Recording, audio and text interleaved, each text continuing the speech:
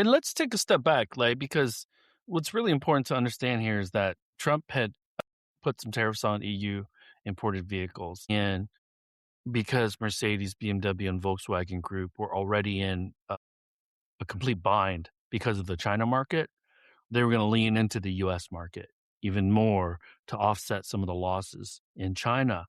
And the tariff on German-made vehicles imported into the United States really, really, really puts them and paints them, all three, into a corner because Porsches are already expensive. Mercedes are already expensive. BMWs in the United States are already expensive. Adding 15% tariff to that, that's already going to create an advantage for Genesis, for Lincoln, for Cadillac, generally speaking. Okay, now you could debate, and this is a separate discussion, whether their vehicles are better than Mercedes and BMW. That's consumer taste and consumer preference. But if they're much more expensive, then the sales will drop in a ratio that is kind of the 15% tariff. Now, if they eat that, that obviously takes in and kills their margin. So Mercedes in particular is stuck between a rock and a hard place because of what's happening in China and the United States currently.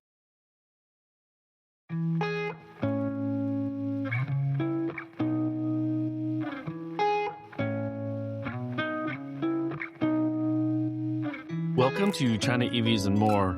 I'm Tu Lei, and each week, Lei and I will give you our unfiltered take on what's happening across the global EV, mobility, and tech sectors, backed by the experience, relationships, and access that make this show truly unique. We pull some of our topics from my Sino Auto Insights newsletter, so head over to sinoautoinsights.substack.com and sign up if you'd like even more analysis directly delivered to your inbox. A quick reminder, nothing that we discuss on this show should be considered investment advice. Please do your own research and enjoy the show. Please like, subscribe, and share it with your network. It really, really helps us. Lei, back in Beijing, Lei, can you please introduce yourself? Good evening. You like that new intro? Yes, that was awesome. Live from Beijing, this is your co-host Lei Xing, former chief editor of China Auto Review. And this is episode number 250. We probably start out with Geely Ford. They're back at it together. This is something, I think this whole week, 3 events happened. That's one of them. The other one is Horizon Robotics giving white box access of their AI foundation model to the Horizon, the joint venture between CARIAD and Horizon Robotics, which is under Volkswagen Group China. And then earlier in the week, GAC Honda extended their joint venture by 10 years to 2038, putting up another fight. I think these 3 events are kind of pointing to a direction where definitely if you can't beat them, you join them type of thing that's happening. While Alicia Webb, he kind of responded to a post on LinkedIn. He's like, the U.S. dithers with the Mercedes-Benz situation. So those, I think, are the headlines that stood out to me this past week. But Geely Ford, boom, right? Well, let's talk about that Mercedes, because I want people to understand that there is currently a Connected Vehicle Security Act that has gone through committee in the Senate and has been unanimously bipartisan approved. It's supposed to go through the House, and then it goes through the full Senate and full House. And if it's approved there, then it goes to the president for signature. Now, the reason Mercedes is concerned is because there's a stipulation in the current proposal bill that says any company over 15% owned by certain entities, countries effectively. And I think we're talking, because it's expanded from the Biden administration restrictions. Now it's Russia, North Korea, China, and I want to say one other country, but those 3 for sure. And as we know, or maybe not, Mercedes is almost 20% owned by Geely. So in the Well, past, and maybe you can give a quick history lesson, Lei, Geely wanted to try to take over Mercedes probably close to 10 years ago. So maybe you can quickly talk about that a little bit, and then yeah. we'll move on. So close to 20%. So one is Geely through an entity by Li Shufu. I think that's 9 point. It's below 10%. And then BAIC group 9 point some percent. So it adds out to be, I think like 18%, 18 some percent. Yeah, I just don't under remember 20, the but exact, over 15. but right. But under 10% from each of Geely and BAIC group, I think that's by design from Mercedes point of view, because under 10% is very much different than if it was above 10%. It has to do with like voting rights and stuff like that. But right, so the combined is over 15%. Now Mercedes trying to, they have probably some options. The last option on the list is to ask, which they can't do themselves, is to ask BAIC Group and Geely to reduce To those. divest. Right, so Mercedes don't have that authority to ask the shareholders. It's on the Geely's and BAIC Group's part. So I think in Well, the, we also know that the Merc lobbyists are lobbying hard in DC. yeah, and even Ted Cruz, right? I mean, he was kind of like against it, wasn't he? I mean, he's like, if you do this, if you stop Mercedes, then Cadillac will have a monopoly in the market. So there's still even debate within the U.S. of how this versus the CFIUS and then ICV ban. So what I was saying is that Mercedes still have the middle ground of trying to find a compromise, like asking for a case by case, like Volvo. But Well, as the bill stands, they will not be allowed to sell in the United States.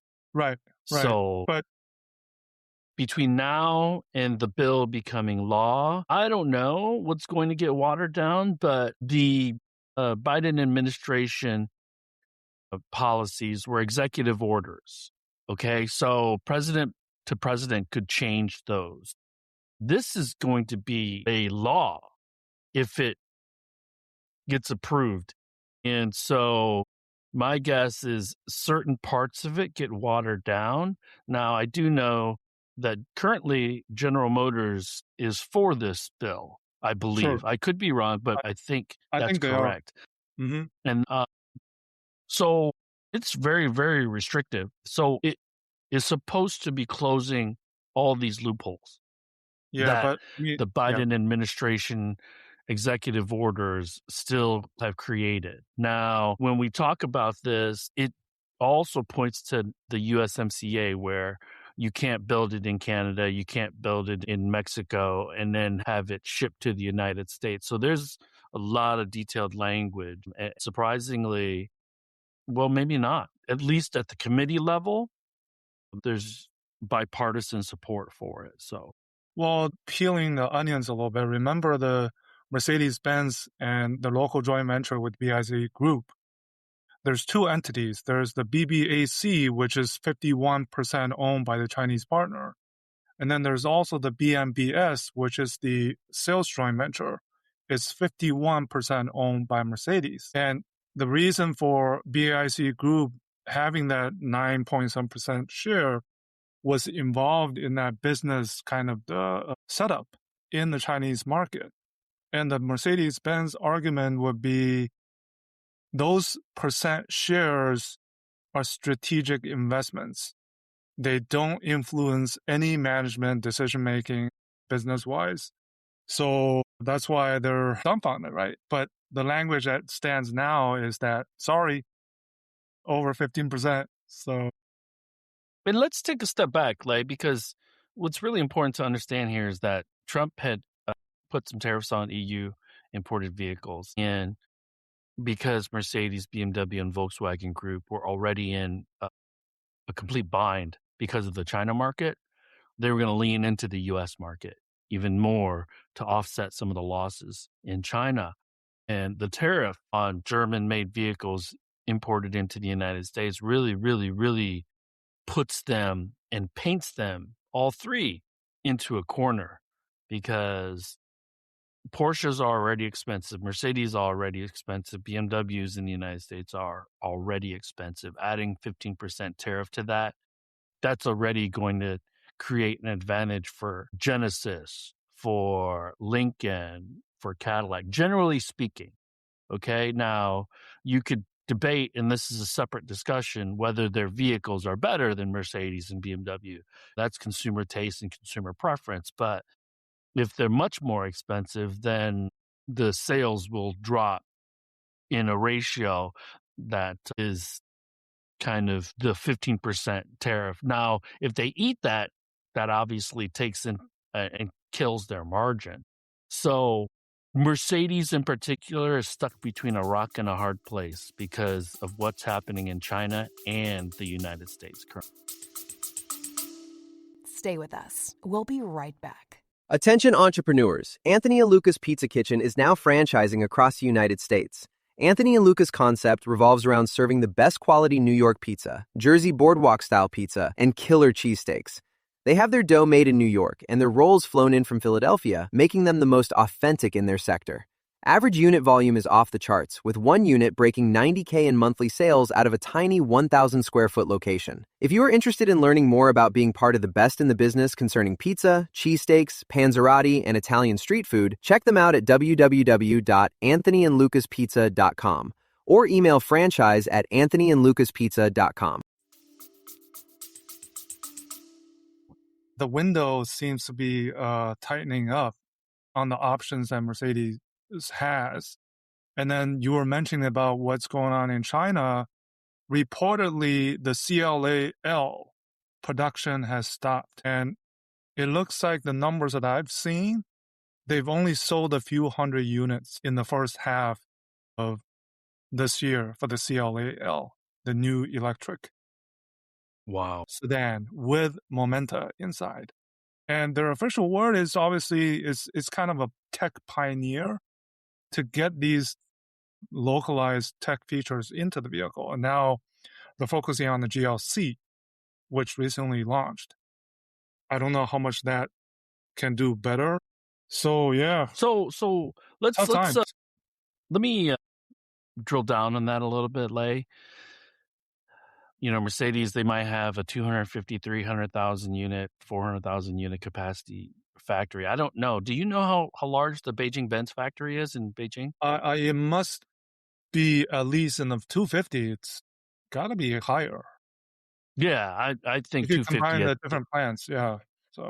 So let's say 400,000 units. That means, and for the sake of argument, how in the U.S., how the automotive sector really kind of thinks about annual production. There's 200 days of production, between 200 and 230 days of production, because generally you don't work on the weekends and you're running one shift or two shifts.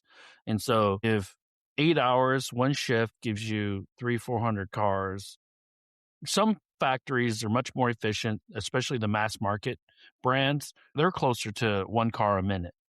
Okay, so Mercedes, let's say they make 400 cars a day in a shift. The CLA is not selling enough vehicles for 2 or 3 shifts a month.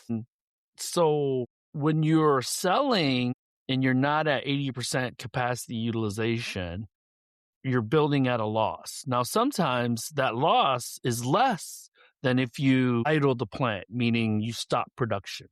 So this tells me that it's cheaper for them to idle the factory than to build these vehicles at a loss because they have no demand for them at any price.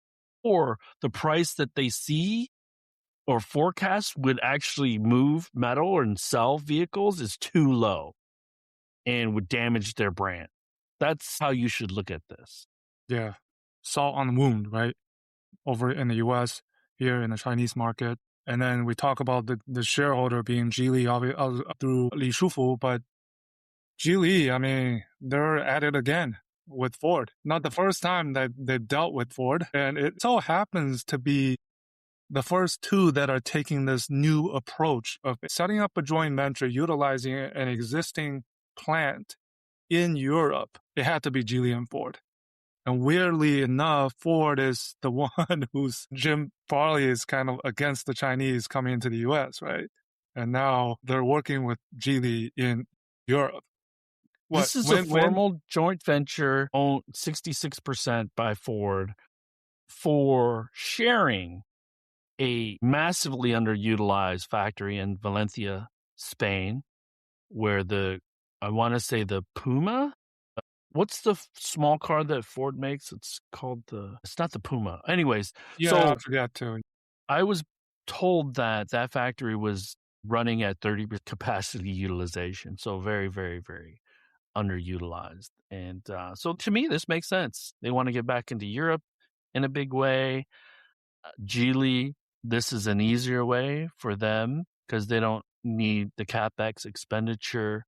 And there's no doubt, and you know this and I know this, Lei, that this could lead to cooperation outside of Europe. And yeah. It seems like Ford has learned a lesson from its joint venture and its challenges with the joint venture with Chang'an in China. And I've said this in past episodes, but let's be clear again. Ford was the one U.S. automaker that did not go bankrupt. So they had this austerity to right the ship during 2008, 2009. They did that, but that meant coming to China late. And when they came late, all the great dance partners were already taken. And Chang'an, as you know and I know, is down south. They have a chip on their shoulder because I think they feel SAIC, FAW get a lot of attention. So they are very, very Chinese in how they operate. They're a state-owned enterprise based out of Chongqing. And so that relationship, and then it was already complicated because not only in the very beginning, it was a Ford and Mazda and Chang'an joint venture. And so from day one, it had its challenges. And so selecting Geely is a huge win for Ford, in my opinion, because of their international experience and ability to work with non-Chinese brands. Yeah, I guess it's not so surprising after Geely's activities in Europe, from acquiring Volvo cars back in 2010 and then other ones, Lotus, Polestar, London Taxi Company, CVT. So that's a major region for them. And to have this local manufacturing done through this kind of partnership is smart. I think smart. And also remember, it's a win for Spain after the World Cup, of course, another win. And then remember, Prime Minister Sanchez visited China earlier this year. And I'm sure those discussions were had, including he visited Xiaomi. So it won't be surprising in about a year's time when Xiaomi announces something. Could it be in Spain? I don't know. But let's remind folks because look at this as some kind of a domino starting to fall where European plant capacity is moving south. Well, moving south, but now also gobbled up by the Chinese. First of all, there's excess capacity in Europe, so this makes sense to buy up brownfields. Greenfield effectively means building a brand new plant, writing $2, $3, $4 billion checks, getting tax incentives from the countries or the regions or the cities that they're going to be built in. And then brownfields are existing factories. A good example is Volkswagen Group is going to close factories. Now, a Geely, a BYD, a Chery could come in and say, guess what? I can buy that and take that off your hands for 50 cents off on the dollar. So the local governments want that because it keeps people employed. Because if that capacity leaves that city, that region, it might never come back. But does the EU feel comfortable with selling capacity to the Chinese? That is kind of the question. And I want to focus a little bit on Spain, and you fill in the blanks for me. CATL is building a gigafactory there. Volkswagen Group is going to start building the triplets, the small cars that they launched in Munich last year. And so Spain has rolled out the red carpet to become the Southern European version of Detroit. Okay. And they've been very, very successful at it. And BYD is doing stuff in Spain as well. So will it work out for Spain in the long term? I don't know, but this seems like really, really a major future hub for EU manufacturing for automobiles. So it is. And then kind of He Xiaopeng last week, he kind of alluded to the XPeng and Volkswagen potentially discussing further types of cooperative partnerships, more than just the 5% ownership, more than just the EE architecture, possibility of utilizing plants. Who knows? I think XPeng is on the record saying, right, you saw that, you heard that they want to produce elsewhere in addition to the Graz contract manufacturing plant in Austria. The Ford announcement with Geely now, it's only been a day, but the initial read that I get from my local friends here in the state of Michigan is not super positive. But if Ford wants to be a global company, these things need to happen. And I'd written about this because let's talk about this a little bit more. 500,000 units of capacity at 30%. It was shipping about 150,000 units a year. Now, Geely and Ford building on the same lines, that's likely going to get closer to 450 over the next several years. And Ford is creating a joint venture. No dollar amounts have been disclosed, but it sounds like they're going to be borrowing some technology from Geely in order to build some small cars. And crossover. So this Jim Farley said, hey, we'd love to experiment with a Chinese automaker in Europe to see if it would work. Right? To see if it would work. He said that. Yeah. And so this shouldn't surprise anyone. And, I have to give credit to the Financial Times because they got a lot of heat for those announcements and those articles that they had written about Ford and Xiaomi and then Ford and Geely.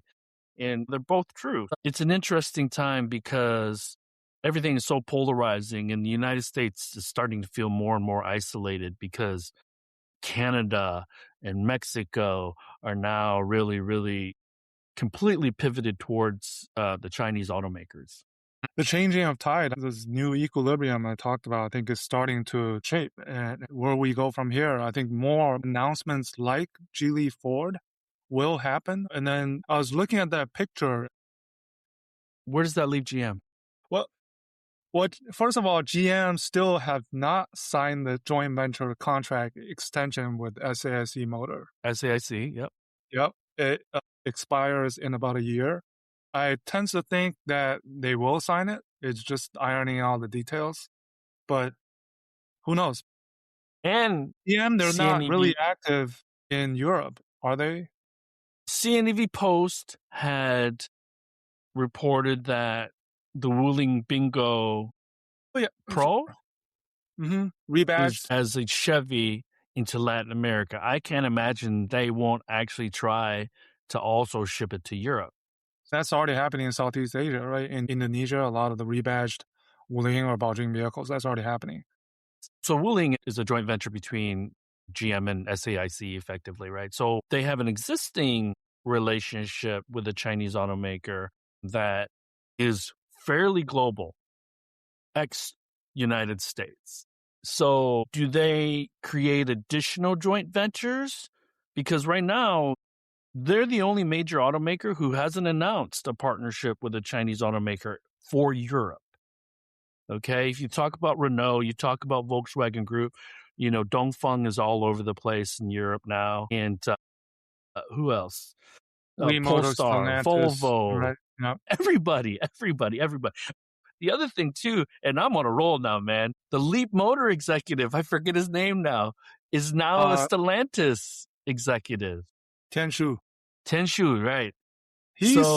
I actually know him from way back in the days when he's just a middle manager. I think at Visteon, China, and he went through the ranks. 好不好? His English is quite good. I mean, he's also the CEO of Leap Motor International. So he retains that role in addition to being elevated to the China and Asia Pacific guy for Stellantis. And it's interesting, the former Gregoire Olivier the former top guy now reports to him. I don't know what the arrangement is. So on LinkedIn, if you look at the announcement, Lei, guess who congratulated him? Another Who? former head of Stellantis China, Sam Chung. Okay, Remember the Jeep Sam? guy. Yeah, Yeah. Jeep. Remember Sam? Well, no, so he was the Jeep guy, and then he got promoted for a short period of time when Stellantis was really kind of in between the Tavares no leadership thing.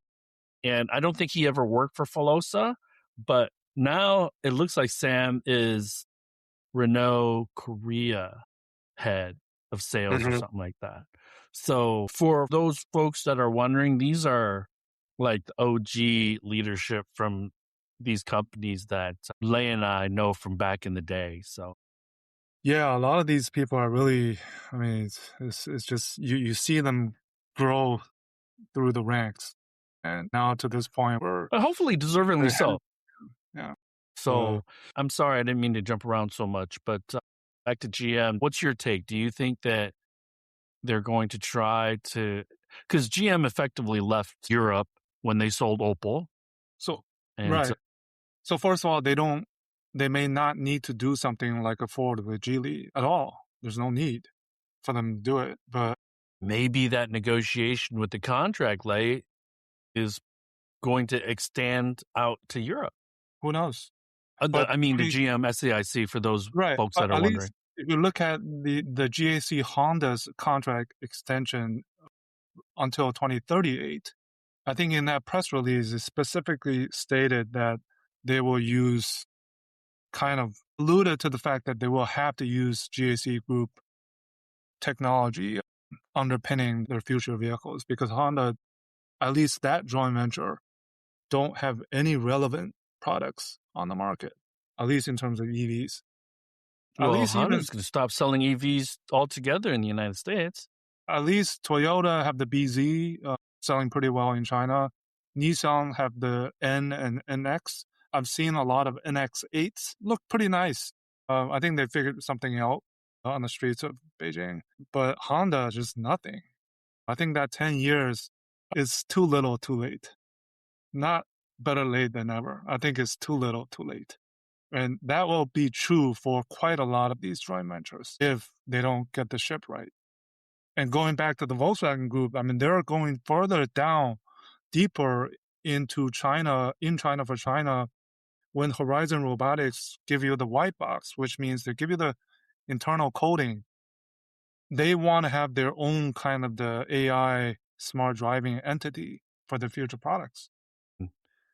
Horizon, XPeng relationship. I don't. And the difference basically, XPeng is working with Volkswagen on the EE architecture, and I guess the Horizon joint venture between CARIAD and Horizon is more for the AI smart driving foundation, and then they can utilize either chips from XPeng or Horizon Robotics. I think that they're using the C7H chip on some of their next models. But at a time, they need to simplify. Well, they create these complications. So let me tell you from experience, Lei, qualifying two different types of silicon. I've said this or told this story before. In my prior life, I was the GSM for graphics, and I was sourcing graphics. Guess what? Memory, same memory. On paper, it should be the exact same, but it came from two different brands. And one of them conflicted with my graphics chip firmware. Couldn't figure it out before launch. And so it was going to be a showstopper because the sourcing team hadn't bought all the memory from the supplier that was already qualified. We had sourced like an 80-20. Okay, so the master production schedule could not be fulfilled because we weren't going to have enough memory. And so we had to go to the gray market, swap out that memory until we figured out what the bug was. That's for memory for something that's supposed to be the exact same. Okay, and we already know that Volkswagen Group, their strength is not technology. It's not software, and it's not integration. So to bring in potentially an XPeng chip and then a Horizon chip, it's nonsensical to me. Well, at least they are simplifying through, well, they haven't really talked about the 100,000 job cuts, the closing of plants, simplifying the number of models globally. But in China, at least they have a path that they're following pretty closely. They're launching 7 new NEVs before the end of the year. Very critical in how they do next year. The reality is that their China operations might leave their European operations in the dust. How is that going to play out? Because could you see a Chinese person leading Volkswagen Group globally in the next 5-7 years? I can't. Not really. The structure or the supervisory or the family probably won't allow that. Precisely. But if the tail is wagging the dog, why wouldn't you do that? So business-wise, it might make sense, but politically, it would not. It looks like Volkswagen just announced some first half financial numbers, getting slightly better. I think they increased the yearly guidance slightly. So improving, I guess. But okay. So are you saying they found a bottom? No, I don't think so. So well, it depends on what you mean by finding a bottom. Are you meaning sales in China? Sales. No, yeah. Well, at least in China, I think still some pain ahead. 我懂你. And I'm going to do this. I'm going to stretch my arm a little bit, Lei, and I'm going to pat myself on the back. This has become your ritual every episode. I'm on a roll this morning. I don't know why. Maybe I had 2 cups of coffee already, but I was on LinkedIn.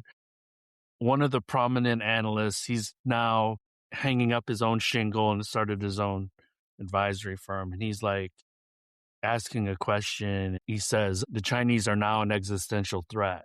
And I'm like, dude, I've been talking about this for years about them being an existential threat. I don't know, man. I don't know anyone else. Our colleagues, it's kind of a head scratcher because I just don't know anyone else that's been talking about it as long as I have, or, as long as we have, to be quite frank. But I'm going to leave it at that.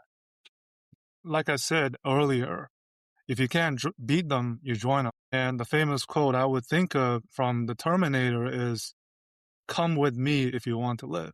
That's almost what's happening, I think, throughout the world, maybe except in the U.S., but every other part. Canada needs the Chinese. Europe needs the Chinese. And the Chinese needs them too, because we talked about BYD getting to number 1 without having the North American market. It's not possible. And given that their sales are down at home, I also want to think about this equilibrium of the Chinese. There's too many brands. The numbers that I've seen thrown around is 500, 600 models launched in the first half of 2026 in the Chinese market. Every single day, there's some model launch happening. And this makes me think about the ESA passing the 130,000 delivery number in 10 months earlier this week. It's rare these days that you would find one model priced at that high of a range, given the domestic evolution, that it can stay at that level for such a long time. It's very rare because as soon as a model is launched, a lot of time it loses the momentum. And then these companies, brands launch another model to kick up sales. And if you look at any one of these companies, they have multiple models on the market, but really the top sellers are only 1 or 2 that accounts for a significant portion of the sales. This is something I think in the recent days and weeks that I've been here, the industry has talking a lot about. This needs to be reined in, or it can't happen like that forever. Otherwise, it's just waste of resources, waste of investment. Wow. It's something, it's the negative side of, we all talk about the quote you just mentioned, but at the same time, right? 2 sides of the coin that we should talk about. Well, but these were the risks when they created the monster. I'm certain He Xiaopeng, Brian Gu, Li Bin, Li Xiang, Wang Chuanfu, they're likely thinking in the back of their minds, I could keep on doing this all day long. But they don't want to, because they want to make money too. And as long as this goes on in China, especially with downward pressure on sales, and 2026 being a non-growth year for China automotive sales, man, the elbows are going to get sharper later this year. You know that, Lei. And look at Tesla earnings this week. They sold more cars, but their margins were compressed because they had to put more money on the hood, whether it's 7 years, 0% financing, whatever. And I'm still really rounding out the Tesla narrative because most analysts still only talk about what's happening in the West. And so, I was on a show, a little self-promotion here. I was on Schwab Network yesterday talking about earnings, or 2 days ago. And so Tesla is, I don't know how long they can keep this up. So Tesla, they're still profitable. So let's be clear. But their profit went down, right? Still profitable, but there was a year-on-year drop.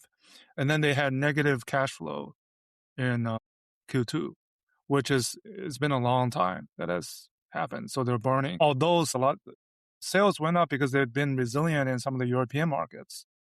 Still in China. So what I was saying about the Chinese evolution is that you have so many of these companies with so many brands and models, yet me being a Tesla stand now, Tesla still only really sells the 3 and the Y in the world. Granted, they don't have the geopolitical restrictions in other parts of the world like the Chinese have. That's why I asked He Xiaopeng that question about when do you think there's actually a really true Model Y killer? And he's like, well, I think it's not far away from China or Germany, interestingly enough. But it's always two sides of the coin. I think anybody you speak of, any topic that we talk about.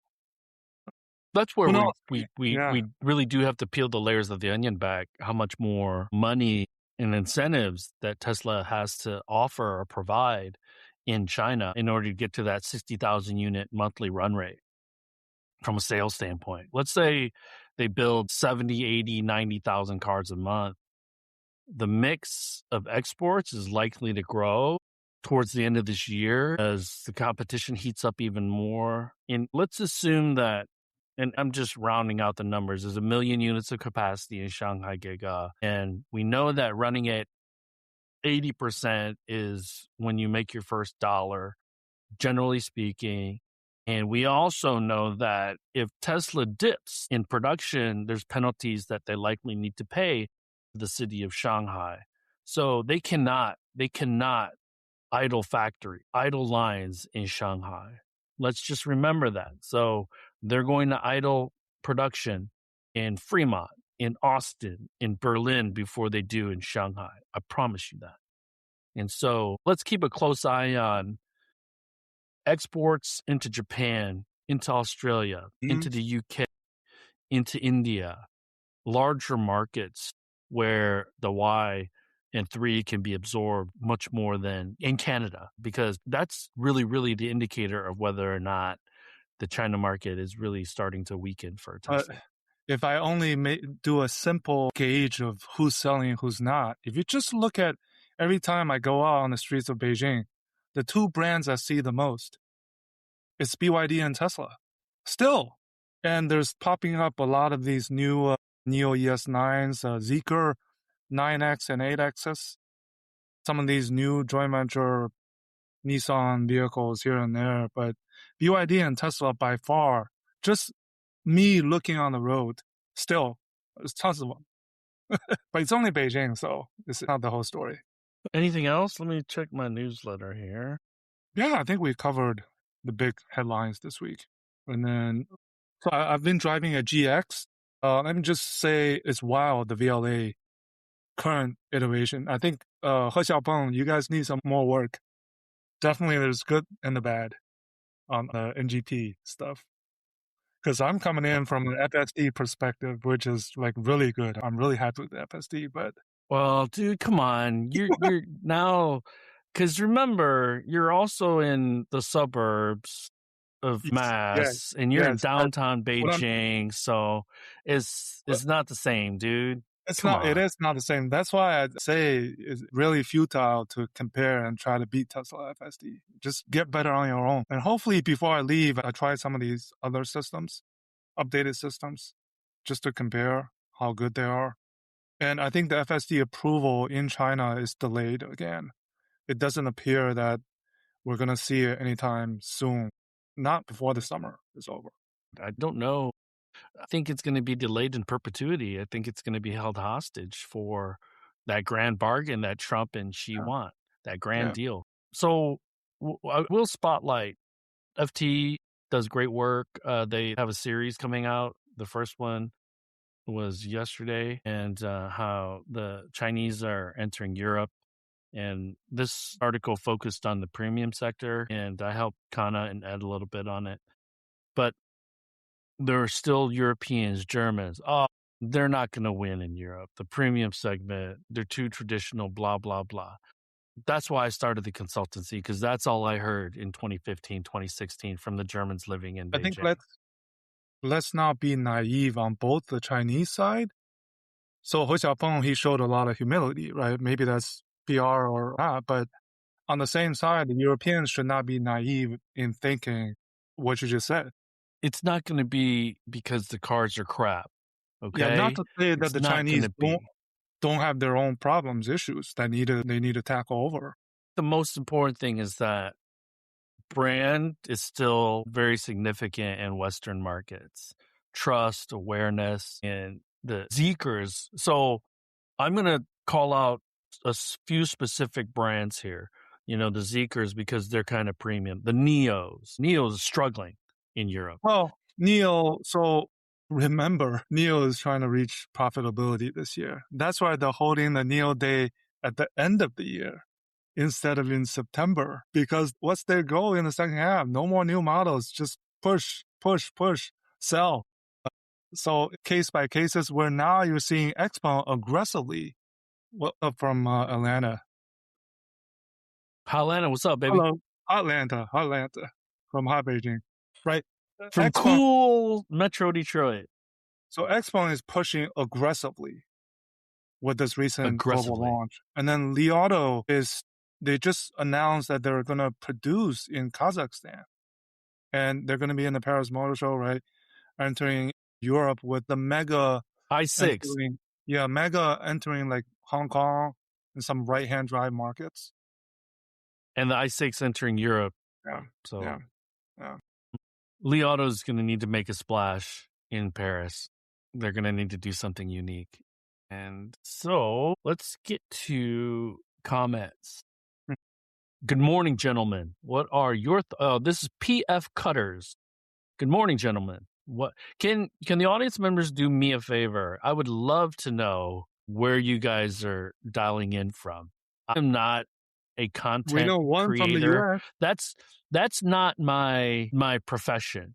So I know there's a way to look at where people are watching from, but if you're doing a comment, maybe you can just put a flag emoji so we know where you're coming from, just so we're reassured that we do have a global audience. Anyways, good morning, gentlemen. Unfortunately, 9 a.m. Eastern time is not ideal for a lot of places, but what are your thoughts on XPeng's X9 recall due to air suspension failure because of high heat? How serious is it?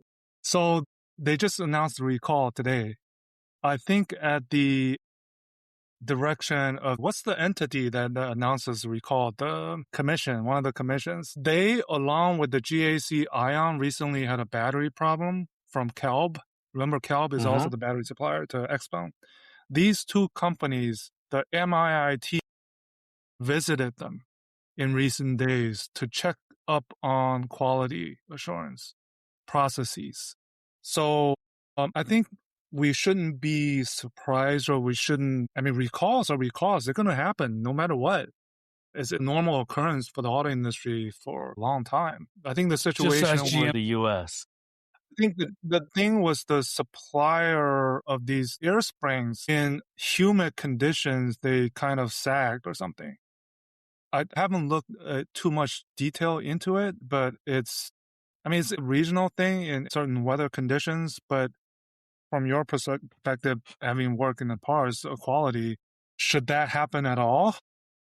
Well, I look Is at it this way, something Lei. missing? Because recently, some CEO was really dunking on others without naming names and saying a lot of these brands are bypassing the necessary testing phases to push out products onto the market. I do think that's happening. I can't tell you who. I haven't heard any Yeah, we rumors can't of any pinpoint who, particular but companies. right. There's a bit of irony here. Guangzhou is super hot all the time. So for a component to lose its effectiveness during high heat is a little bit weird to me. But in automotive parlance, I don't think this is a showstopper. Normally, hey, does the show go on? The show goes on. This is a little bit of a black eye to XPeng. It could become a huge black eye if more and more fail and XPeng is not able to address the quality spill, what insiders will call the quality spill. So what's likely happening, or in my experience, what happens is XPeng sends engineers to that supplier and they work on a fix for that problem, depending on how severe they believe it to be. And there's an engineering change put in by that supplier. And then quickly, the engineering change is implemented into the new part.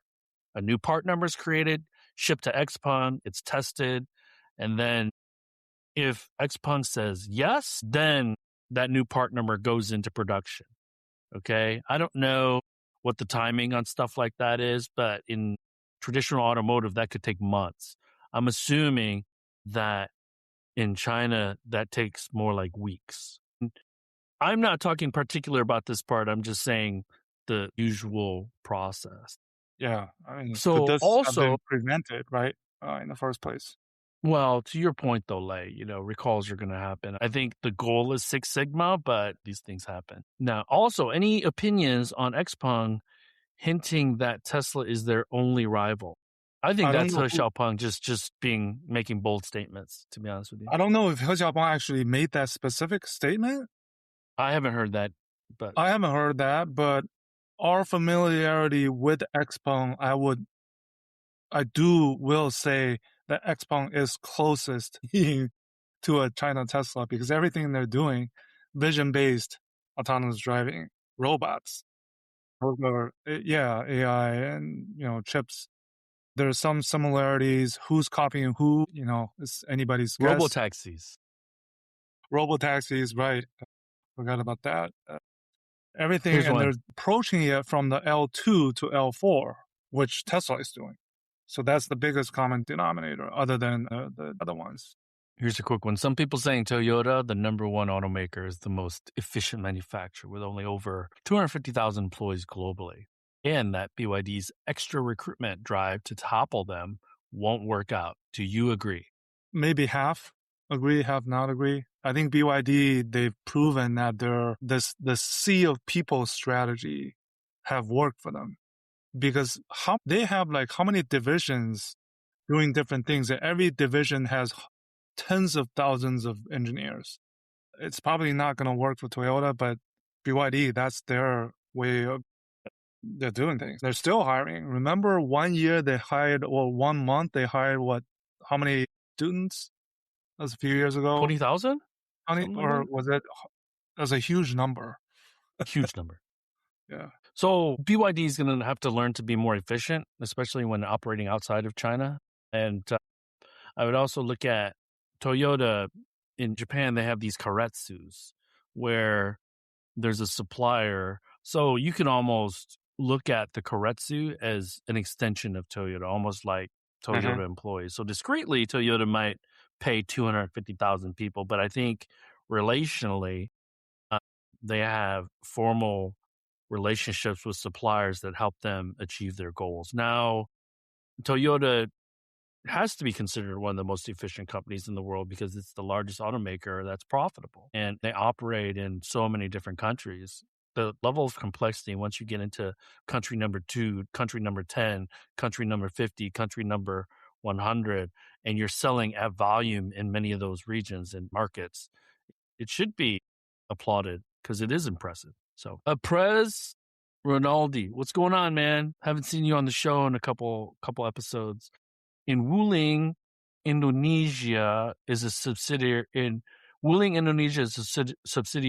of Wuling, China. And then PF Cutters again says also, since Trump is imposing another 50% on Canada, 10% on Mexico, does this now close the door for the so-called for any backdoor Chinese EVs from entering the USA? PF Cutters, I'd mentioned the Connected Vehicle Security Act. That is likely going to close the door. And effectively, the door is closed. There's no Chinese cars here. There's no announcements of Chinese EV companies entering the U.S. So the current restrictions in place are doing their job. We can debate whether or not we like them, but we can't debate their effectiveness because there are no Chinese cars here. This week's CNBC blurb, this is Tom H. on Toyota, Hyundai, and Honda as the top 3 HEV OEMs with 80%, 86% U.S. market share. Yeah. I mean, I've been a Hyundai hybrid owner, so I know they're selling a lot of hybrids. When added to the Detroit 3 BEV numbers point to their overall weakness in NEVs. I think it's just the structure of the market. Unlike China, it's completely different. Well, the market here is being yo-yoed back and forth, but there's just really, it's a simple answer. There's just really no choice and selection or option of good NEVs. That's it. So hybrids are pretty mature, and those 3 companies are doing hybrids. Yeah, okay. Without the proper infrastructure, the pricing, affordability, you don't have a market. 100% agree. I was at a private event this week. The CFO at Slate was talking, very excited. Obviously, he feels that Slate has an opportunity to disrupt what's going on. And then there's a Silicon Valley company startup called Tilo Trucks. It looks like Tarpening and Eberhard, the original founders of Tesla, have invested in Tilo Trucks.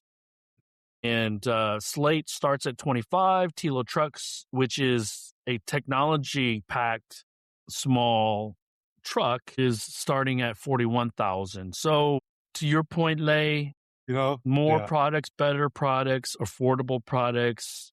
We'll start to see the roller coaster really, really smooth out and NEV adoption increase, especially once Canada starts seeing more and more Chinese brands.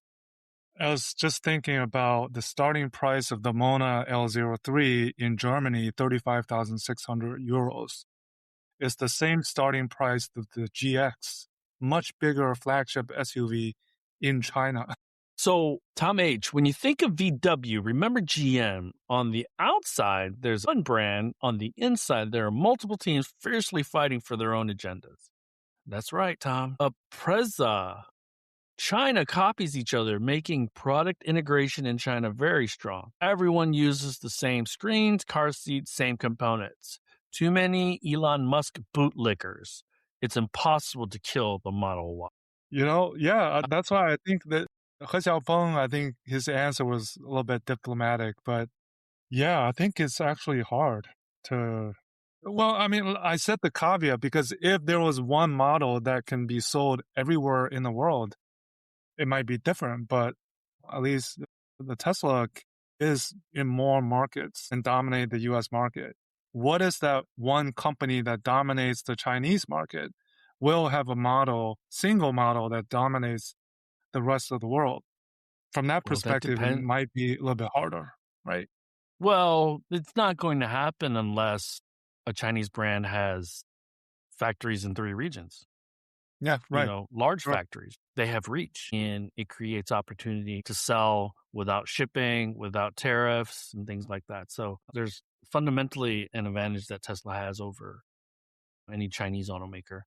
With regard to Tesla, they enjoy first mover status, but their innovation pipeline has been pretty skinny compared with their BEV competitors. Yesterday's home run doesn't count in today's ball game. You're absolutely right, but I just kind of stated why they still have an advantage, or one of the reasons. Neil Worldwide, what's up from Atlanta? Tom H. NHTSA manages recalls in the U.S. Okay, cool. Max he's from Canada. So he has All the right. Canadian flag. What's up, man? What's up, my brother to the north? Actually, my brother to the south, because I have to drive south to get to Canada. Is Huawei incorporating CLTL battery swap in the 5-minute fast charge and robot arm is the future? Why new companies starting to use battery swap? SSJJ0. So Huawei, no, right? I don't. But what I'm seeing, what was something that was mentioned, He Xiaopeng said he thinks future the autonomous driving is going to be a thing. So I posted some updates of the autonomous charger. Hey, same here, Felix. Right next to where I'm staying, there's testing every day now and then. And that's the Dude, you got to stay downtown. You can't stay in the burbs, dude. You can't Hey, stay the in burb, freaking... I'm telling you, Shunyi is no longer a burb because of the Jingmi Expressway. It takes 25 minutes to get to inside the third ring road, which is fast. It's still my the baby. burbs, man. It's still the burbs, man. So Tom H is from the USA. Great. Now, let me see here. I think that's it, man. A lot of interaction. Love this. We might actually, in the future, if we continue to get this interaction late, we need to shorten our actually speaking part, and maybe we just spend more time answering I'm fine questions. with timing. I'm fine with shortening it, whatever. Let me. So for the people still on the live stream, do you prefer to have it at 9 a.m. Eastern or 12 p.m. Eastern? Let me know. I'll give you guys 30 seconds to let me know what you think. I'm fine with either timing, regardless, because 12 p.m. is what? Yeah. It's 5 midnight, p.m. so in Europe. no problem. It's for me. midnight in China. But our California folks would appreciate a little bit later.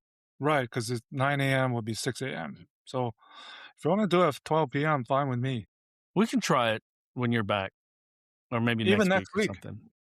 Yeah. It actually might work out to be better for me because Friday nights, Oh my God, dude. Somebody just called us Trump. We've been at 9 a.m. for a very long time. So we're just trying to be more accommodating to our global audience. Man. So anyways, everyone. Well, next week, important event is Xiaomi is having the tech launch of the Sky Nomad. What's the model name? I already forget. N90. And so actually I'll be able to attend that one. And should be a big event because that car has some interesting features. Yeah, I'm looking forward to seeing it in real life. Yeah, you think all of these SUVs with all the interior configurations and smart features, what more can you do? Well, Xiaomi, I guess they're going to show something.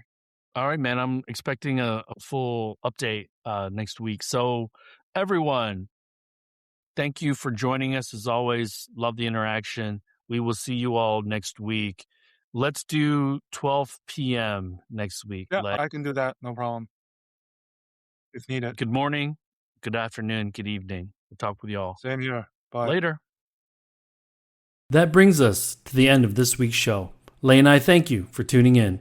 My name is Tu Li, and you can find me on Twitter at Sino Auto Insight. That's SinoAutoInsight. You can find Lei on Twitter at Lei Xing 77. That's LEIXING 77.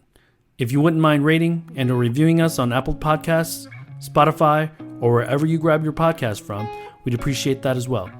Even better, if you enjoy this show, please tell your friends about it. Please join us again next week as we track down all the latest news on China EVs and more.